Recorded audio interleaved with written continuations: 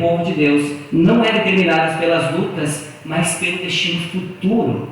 E é isso que deve manter o nosso coração sempre alegre. Podemos passar por circunstâncias e momentos muito difíceis, mas nossa alegria ela pode ser em Deus, e ela vai trazer alegria no momento, porque sabemos que existe uma promessa independente do que acontece conosco.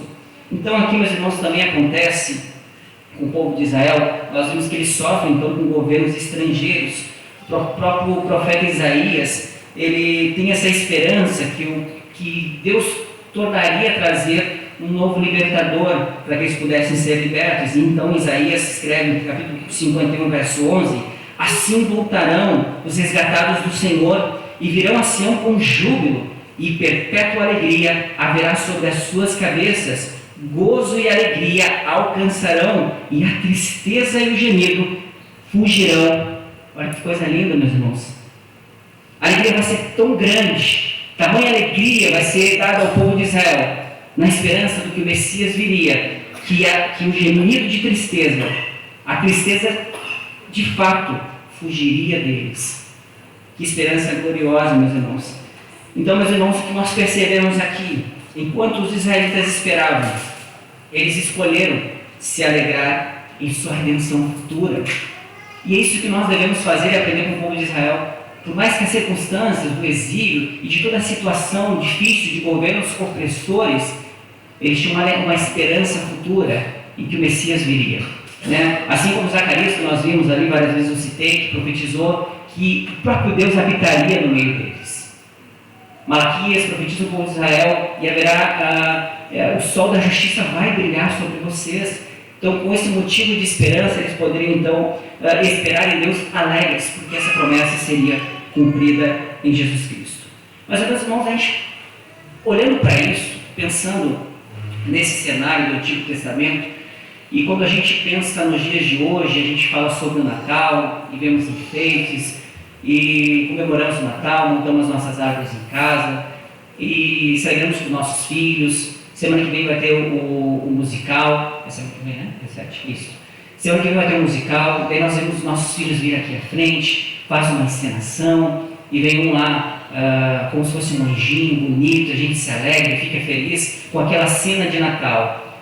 E a gente fica feliz com isso, mas a gente sabe que a realidade não é essa. Parece que passa aquele momento do Natal, ou essa coisa boa do espírito do Natal, das luzes, as pessoas, né, na nossa própria cultura, independente de crer em Cristo, elas estão se alegrando, estão dizendo que devem amar uns aos outros. Então parece que cria um clima, não só na esfera cristã, mas em todo mundo. Parece que as pessoas, em algum momento, elas se tornam mais fraternas, e a gente fica meio que tocado com esse momento. Mas passa esse momento, assim como o Augusto mencionou semana passada, da expectativa. Parece que a gente está ali envolvido com o Natal, mas parece que chega segunda-feira, acabou o culto, chega a semana, e as tristezas, as realidades, elas voltam à tona.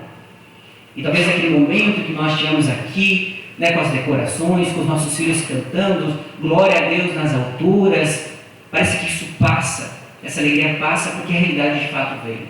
E parece que, como adultos sensatos e racionais, nós pensamos assim: alegria no que? Se olha como eu estou vivendo.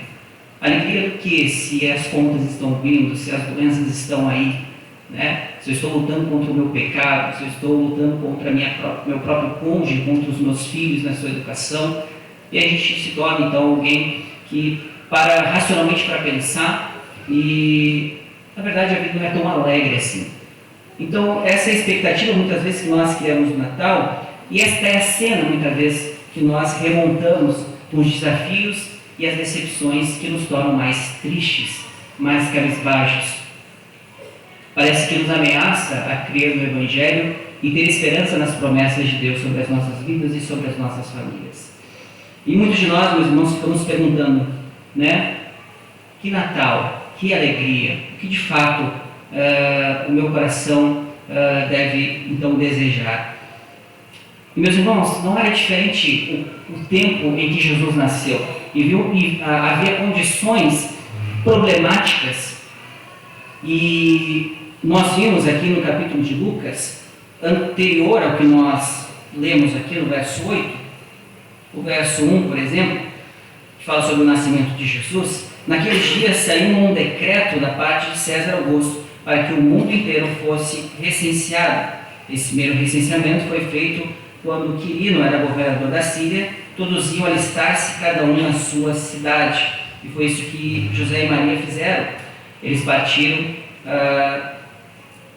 de Nazaré, na Galileia, na cidade de Davi, chamada Belém, na Judéia, porque era a linhagem da família de Davi, para alistar-se então com Maria, que estava grávida e comprometida com ele.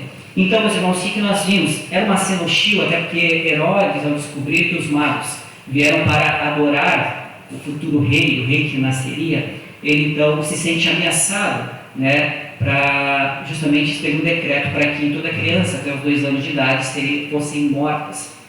Você acha que é diferente do nosso tempo? A hostilidade também existia naquela época, assim como existe hoje as decepções, as dificuldades, as pessoas se opondo, os governos oprimindo o povo de Deus de alguma forma. Então, as condições também eram problemáticas, também eram difíceis no tempo de Jesus, e não é diferente conosco, talvez em situações diferentes, mas existiam condições problemáticas. Agora, meus irmãos, diferente do coro infantil que veio aqui cantar glória a Deus nas alturas, um anjinho bonito, os anjos não eram esse coral doce infantil. Eles eram uma multidão de hostes celestiais, verso 13, nós vemos aqui. Então, de repente, uma grande multidão do exército celestial apareceu junto ao anjo, louvando a Deus, dizendo: glória a Deus nas maiores alturas. A Bíblia diz, meus irmãos, que eles eram um exército de anjos. E na Bíblia, meus irmãos, essa referência de um exército, existia então um senhor desses exércitos.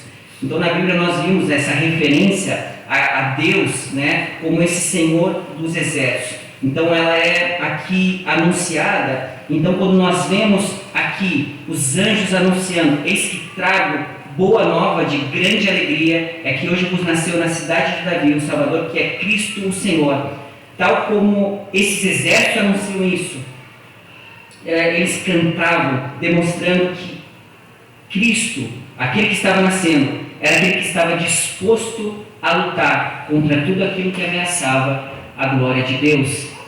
Nós temos um Senhor, meus irmãos, o que eu quero relatar neste cenário? Jesus, por mais frágil que ele venha à terra, numa manjedoura, sendo um bebê comum como todos os outros, o que os anjos aqui estão anunciando, meus irmãos, que quem está nascendo não é só um bebê frágil, não é só um bebezinho, é o Senhor dos exércitos. Os anjos anunciam isso, é isso que eles anunciam, é o Senhor dos exércitos que está chegando, e eles estão dispostos a batalhar para que o Salvador do mundo nasça. Independente do decreto e da hostilidade que existe nesse mundo, o exército dos anjos estão dispostos, e nada pode ameaçar aquilo que Deus de fato deveria fazer. E esta é a alegre vitória que nós devemos ter, meus irmãos. Para entender essa grande alegria deste primeiro Natal, e é isso que nós devemos fazer, é reconhecer que foi tão surpreendente, no nascimento de Jesus.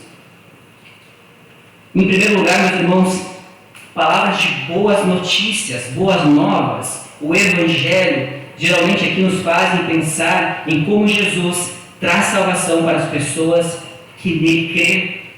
Boas notícias, meus irmãos, no texto de 2 Samuel, era justamente algo que revelava, que trazia, essa frase anunciava geralmente uma grande vitória na batalha.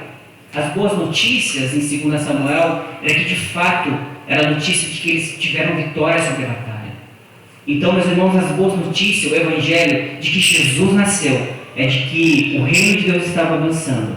E de fato, Jesus estava vencendo. O povo de Deus estava vencendo. Então era uma notícia de alegria. Então o nascimento de Jesus se torna surpreendente, porque é a boa notícia que nos traz alegria.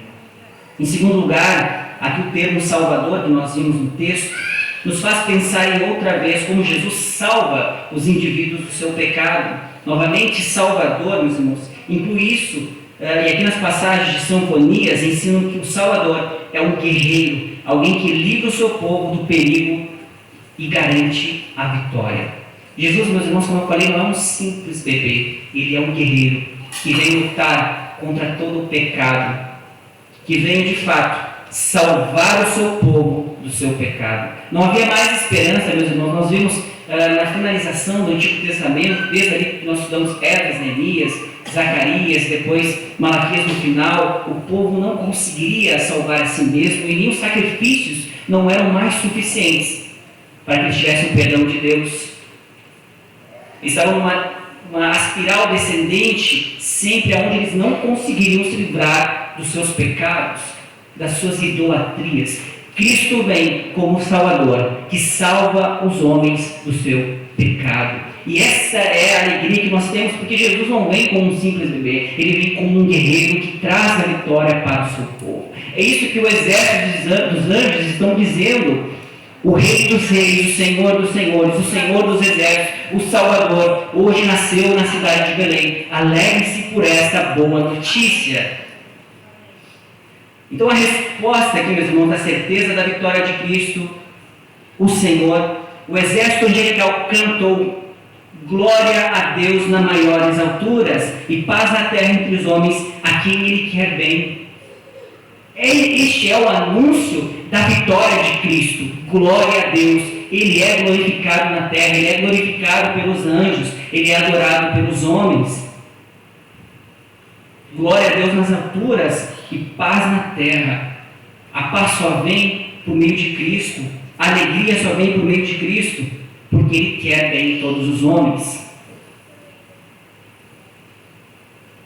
E é nessa mensagem, é com essa mensagem que nós devemos alegrar então o nosso coração. É isso que deve encher o nosso coração, a boa notícia que Jesus veio ao mundo. O mal nos ameaça a todos os lados, mas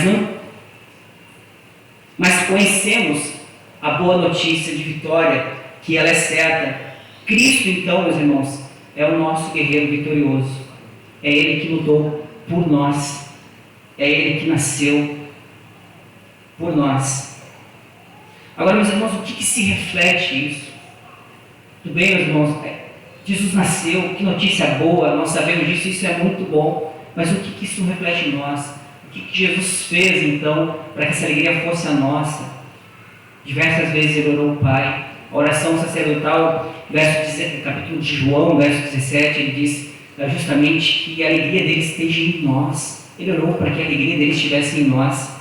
Nós vimos também, logo após, olha as circunstâncias, meus irmãos, sempre é muito bom a gente verificar os contextos. No capítulo 15, ele fala que anseia que a alegria dele seja a nossa alegria. Mas antes disso, meus irmãos, no capítulo anterior, ele diz que ele deve deixar o povo e enviar o Consolador. Vocês acham que os apóstolos ficaram felizes pelo fato de ele estar dizendo: eu vou ter que ir e vou enviar outro Consolador? Porque ele está tão bom contigo aqui, né? Na situação que nós estamos vivendo, mas ele disse: é necessário que eu vá, para que o outro Consolador venha. Para que de fato a alegria de Deus estivesse em nós, pelo Espírito Santo. Foi isso que ele fez, meus irmãos. Logo após, no capítulo 15, ele começa falando sobre a videira e traz vários aspectos de ensinamento que, estando nele, né, toda vara que está nele, ela não é cortada, ela não é lançada fora, e nós, sem Cristo, nós não somos nada. Mas ele continua isso e falando que o desejo dele era que a alegria dele estivesse em nós. E se cumpriu isso quando o Espírito Santo, de fato, foi enviado. O outro Consolador veio e nos trouxe plena alegria. Se completou aquilo que Cristo queria e orou para que nós pudéssemos ter a alegria de Deus. Em nós é o Espírito que está sobre nós. Agostinho, meus irmãos, ele falou que o Senhor é como a verdadeira e soberana alegria, mais doce do que todo o prazer. Nas suas confissões ele fala isso. Resgatando aqui, meus irmãos, também o cristianismo das sombras estoicas, C.S. Lewis falou de um feriado no mar, uma alegria infinita, vastamente superior aos nossos ídolos. As afeições religiosas aqui de Jonathan Edwards escreve esta doce alegria como a nata de todos os prazeres. Coisa gloriosa, meus irmãos, que profundidade, e compreendemos que em Cristo nós temos plena alegria. E tudo isso, meus irmãos, está alicerçado em um só lugar, na cruz de Cristo, na cruz do nosso Senhor. Ele suportou, meus irmãos, a cruz. Ele suportou a tristeza que estava proposta a Ele, para que nós pudéssemos estarmos alegres. Hebreus capítulo 12, verso 1 ao 2, ele fala: tendo os olhos fitos em Jesus, autor e consumador da nossa fé, Ele, pela alegria que lhe fora proposta, suportou a cruz, desprezando a vergonha, e assentou-se à direita do trono de Deus. Cristo nos ensina, meus irmãos, a suportar todo tipo de tristeza e dor, porque havia uma alegria proposta a Ele. Ele estaria ressuscitado e assunto ao céu, e à destra de Deus Pai, reinando para todo sempre, para a nossa alegria. Por isso, meus irmãos, o nascimento de Jesus foi anunciado como boas notícias que trazem grande alegria. Grande alegria. E o anjo lhe disse: não temais, porque eis aqui vos trago novas de grande alegria, que será para todo o povo. Não temais. Não temais. Muito mais do que uma autoajuda, essa palavra ela faz sentido, porque nós não precisamos mais temer, porque Cristo está conosco. Jesus nasceu. Amém? Jesus nasceu. Meus irmãos, na conversão de Hudson Taylor, no livro Segredo Espiritual, olha o que ele diz, olha que profundidade. Ele usa o capítulo 1 de Efésios para falar o seguinte. Ele usa a primeira parte e fala: em resposta da sua oração, iluminados os olhos do vosso coração para saberes. Taylor disse: enquanto eu lia, eu via tudo. Eu olhei para Jesus e vi. E quando eu vi, como a alegria fluía. Que ele havia dito: eu nunca te deixarei. Eu vi não somente que Jesus nunca me deixaria, mas que sou um membro do seu corpo, e de sua carne e de seus ossos. A videira não é a raiz apenas, mas toda a raiz, caule, galhos, ramos, folhas, flores e frutos. E Jesus não é só isso, Ele é a terra, a luz do sol, o ar e as chuvas, e 10.000 vezes mais do que jamais sonhamos, desejamos ou precisamos. Alegria de ver essa verdade. Aleluia. Alegria de ver essa verdade. Louvado seja Deus, porque nós vimos essa verdade. Foi revelada a nós pelo Espírito de Deus. Que alegria que nós temos. Isso deveríamos trazer sempre alegria em nossos corações, irmãos. Aleluia.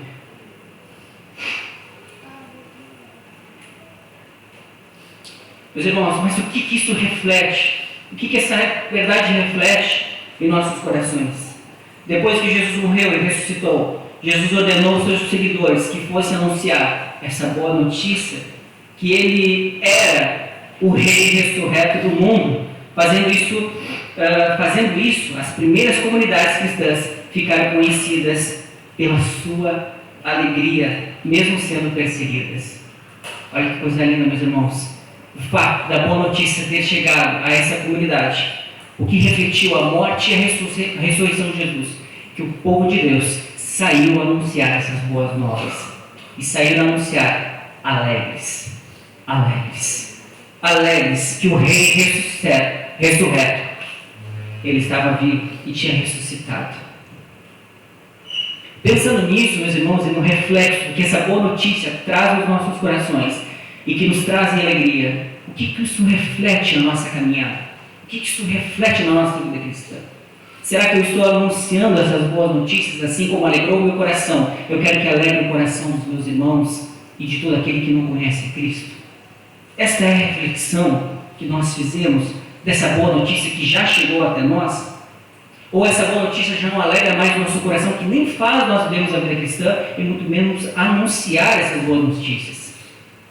Paulo fala em 2 Coríntios, capítulo 1, verso 24, somos cooperadores de vossa alegria. Somos cooperadores de vossa alegria. Então o cristão, meus irmãos, ele conhece maior amor na comunidade local. O texto também de Paulo em Romanos fala que nós devemos se alegrar com os que se alegram e chorar com os que choram. Agora, como isso se dá em nossa comunidade, meus irmãos? Se dá quando, ao ver o nosso irmão, que a mão de Deus sustentando a igreja, o seu povo, com a sua palavra, sendo comprovada como verdadeira e como o Espírito Santo desvia as pessoas dos seus próprios interesses. Obrigado.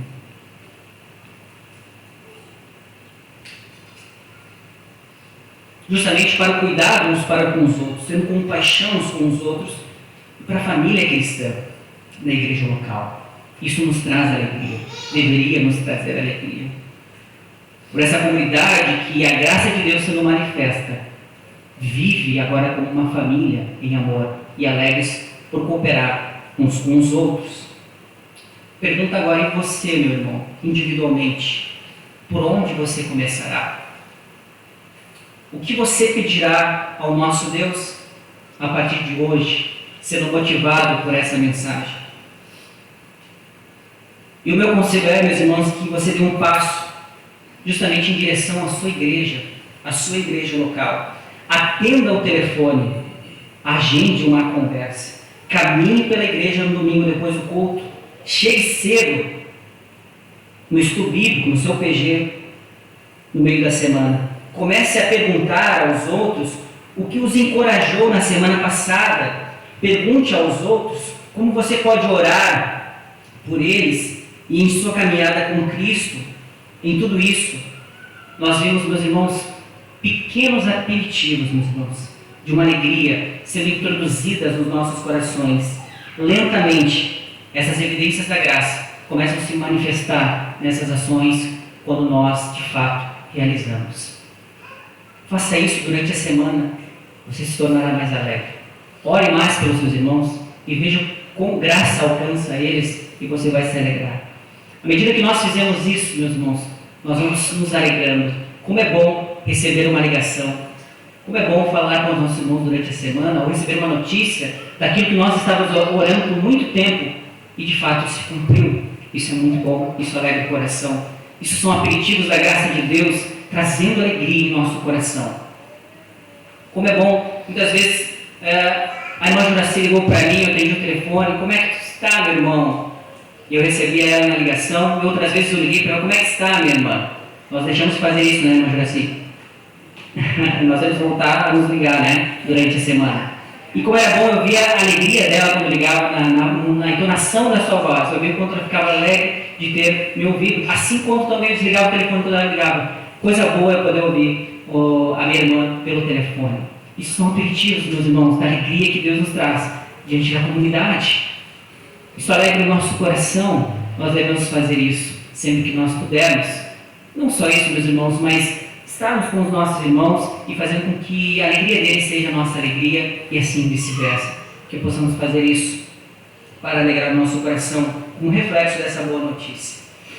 O apóstolo Paulo, meus irmãos, mesmo estando em uma prisão romana, aqui em uma circunstância, ele podia dizer que escolheu a alegria, ainda que fosse executado, e chamou isso de alegria da fé. Convencido disso, sei que vou permanecer e continuar com todos vocês para o seu progresso e alegria na fé. Paulo estava preso, e ele escreve isso a Filipenses, e diz justamente isso, que a alegria dele fazia com que o povo de Deus progredisse na fé, e essa é a intenção, que nós possamos, meus irmãos, mesmo em circunstâncias difíceis, buscar estar com os nossos irmãos e animá-los para progredirem na fé, e essa é a alegria de Paulo quando ele fazia isso. Ele fala também da alegria do Senhor em Filipenses. Finalmente, meus irmãos, alegrem-se no Senhor. Escrever-lhes de novo as mesmas coisas não é cansativo para mim, é uma segurança para vocês. Paulo insistia com a igreja de Filipenses para que eles se tornassem e ficassem alegres, permanecessem alegres, independente da prisão dele. Ele estava alegre, porque havia um progresso naquela comunidade, tanto é que nós reconhecemos elas como a carta da alegria. Olha que coisa boa, meus irmãos. Paulo estava se alegrando e motivando os seus irmãos a continuarem alegres, mesmo em circunstâncias difíceis. E isso também trazia, meus irmãos, toda vez que ele recebia notícias, trazia alegria também no coração de Paulo, independente da circunstância que ele estava vivendo preso e possivelmente podendo ser executado. Ele acreditava, meus irmãos, que era um dom do Espírito de Deus, um sinal da presença de Jesus, trazendo esperança em meio às dificuldades. E é isso que nós sabemos, meus irmãos, o Espírito que hoje habita em nós, o Consolador enviado por Cristo, envia o seu Espírito. E o fruto é do Espírito, o amor, a paz, a longanimidade, a alegria, a esperança. A alegria, então, está presente no fruto do Espírito Santo e ela deve ser todos os dias desenvolvida na busca que nós temos em Cristo e pelo Espírito Santo em nossos corações. Então, meus irmãos, quando nós, antes disso, o Salmo fala o seguinte: nele, em Cristo, em Deus, o nosso coração se alegra, pois confiamos no seu santo nome. Ao fato de nós crermos que o amor de Jesus venceu a morte, a alegria se torna indispensável nas circunstâncias mais sombrias. Isso não quer dizer que nós devemos ignorar, meus irmãos, a tristeza, abafar a tristeza. Isso não é saudável e nem é necessário, meus irmãos. Ninguém está dizendo aqui que nós devemos ser alegres em detrimento à nossa tristeza. Teremos momentos de tristezas, dificuldades, e nós não devemos abafar a nossa tristeza. Mas assim como o salmista, acho que fala também, o choro pode durar uma noite, mas a alegria, ela vem pela manhã. A alegria do povo de Deus, meus irmãos, ela pode ser plena e permanente em Cristo Jesus. Independente da circunstância, meus irmãos, nós sofreremos, teremos dificuldade, choraremos, perderemos entes queridos, isso nos trará uma tristeza profunda, mas a alegria, ela vem pela manhã, porque Cristo é a esperança de todas as nossas mazelas, de todas as nossas limitações, de todas as nossas dificuldades. Por isso que nós nos alegramos, por isso que nós podemos nos entristecer, mas mesmo que um ente querido morra, isso a gente faça sofrer e chorar, nós sabemos que ele ressuscitará com Cristo Jesus naquele grande dia. Isso nos traz esperança, isso nos traz alegria. Então é dessa forma que nós podemos confiar no santo nome de Cristo, de Deus. Paulo ele expressa, meus irmãos, tristeza. Mesmo ele estando em prisão e alegre e se alegrando pelos irmãos e do progresso da igreja de Filipenses, ele também demonstra tristeza, saudade pelos entes queridos, perda dos seus amigos ou pela sua própria liberdade. Ele se sente triste também. Ele dizia estar entristecido, mas olha só, entristecido, mas ainda alegre. Entristecidos, mas sempre alegres. Pobres, mas enriquecido a muitos, nada tendo, mas possuindo tudo. Essa é a alegria cristã, e Paulo demonstra ela muito bem. Ele não abafa a sua tristeza, ele sofre, mas ele sabe que não é só tristeza, haverá alegria. Não é só pobreza, haverá enriquecimento. Mesmo não possuindo nada, ele possui tudo por causa de Cristo Jesus. Meus irmãos, é um reconhecedor. Ele fez a escolha de confiar em Jesus e que a perda não seria a palavra final. A alegria cristã, meus irmãos, é uma profunda decisão de fé, esperança no poder e no amor de Jesus. É disso, meus irmãos, que se trata a alegria bíblica. Portanto, meus irmãos, Jesus. É em Jesus que nós experimentamos alegria e não ira, como nosso destino final, e Deus nos dá por meio da sua presença e graça. Nós não experimentaremos ira, mas nós experimentaremos alegria eterna, vida eterna por meio de Jesus. O Salmo fala o seguinte, Salmo 16:11, ele fala: tu me farás ver os caminhos da vida, na tua presença a plenitude de alegria, na tua destra delícias perpetuamente. Vamos se colocar de pé? Que a mensagem do Natal, meus irmãos, que a alegria desse espírito natalino seja muito mais do que um momento de felicidade. Seja uma alegria permanente em nossos corações, que desfrutamos da glória de Cristo. Amém? Pai eterno, Deus santo, justo e bom, nos alegramos nesta manhã, Pai, pelas verdades do Teu Evangelho. das boas novas que nos traz de grande alegria, que o Senhor nos trouxe paz, nos trouxe justiça, nos trouxe por meio de Cristo a salvação. Tu eras o guerreiro vitorioso, Pai, que batalhou por nós na cruz, mas não só morreu, mas ressuscitou e foi assunto ao céu e reina para todo sempre à destra de Deus Pai. Hebreus fala que nós podemos chegar com confiança diante do trono da glória de Deus, porque a tua alegria é perpétua, ela é permanente e ela traz nos nossos corações por meio dessa grande graça. Obrigado, Jesus, por nós podermos receber esta grande revelação e que isso se reflita em nosso coração para a nossa vida cristã, para a vida dos nossos familiares e para, Senhor, cumprirmos a nossa missão como povo de Deus e anunciar essa grande notícia, Pai, que alegrou o nosso coração, que nos trouxe vida, Senhor, e nos faz, Senhor, anunciar, Pai, que um grande Rei ressurreto ressuscitou e reina para todos sempre. A Ti seja honra, glória e louvor eternamente. Em nome do Teu Filho Jesus, que vive e que reina contigo, um só Deus, o Espírito Santo. Amém.